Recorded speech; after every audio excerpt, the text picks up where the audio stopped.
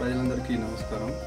మనం ఇటీవల జరిగిన ఎన్నికలలో కాంగ్రెస్ పార్టీ అత్యధిక మేయర్తో డాక్టర్ రామచంద్ర నాయక్ గారిని గెలిపేయడం జరిగింది. అదేవిధంగా మన జరిగినటువంటి ఎంపీ ఎలక్షన్లలో కూడా పల్లాం నాయక్ గారికి అత్యధికంగా ఓట్లు పడినాయని మేము విశ్వసిస్తున్నాం.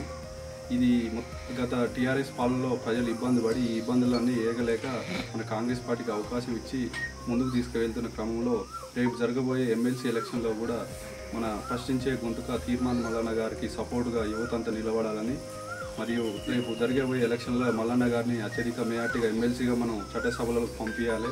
ప్రశ్నించే గొంతుక విద్యార్థుల కోసం అన్నగారు గత 20 సంవత్సరాల నుండి మన కోసం ఎన్నో కార్యక్రమాలు చేసిండు. రిక్రూట్మెంట్లలో ఎక్కడ అన్యాయం జరిగినా బీసీల గురించి కూడా అన్ని పార్టీలు బీసీలకు తక్కువ సంఖ్యలో సీట్లు ఇచ్చినప్పుడు అన్న ముందుండి బీసీల గురించి మాట్లాడడంలోనే కొంతమందికి ఈరోజు బీసీలలో టికెట్లు ఇవ్వడం జరిగింది. బీసీల కోసం పోరాడే గొంతుక, ప్రశ్నించే గొంతుక, విద్యార్థుల తరఫున ఎన్నో ఉద్యమాలు చేసిండు. ఎన్నోసార్లు జైలుకి వెళ్ళిన మన తీర్మాన్ మల్లన్న గారిని చట్టసభలో పంపించి మన యూత్ అంతా మనం ప్రశ్నించే గొంతుకను మన చట్టసభలో పంపిస్తే రేపు భవిష్యత్తులో మనకు సంబంధించిన చాలా కార్యక్రమాలు చేయడానికి మల్లన్న గారు ముందుకు వస్తారు.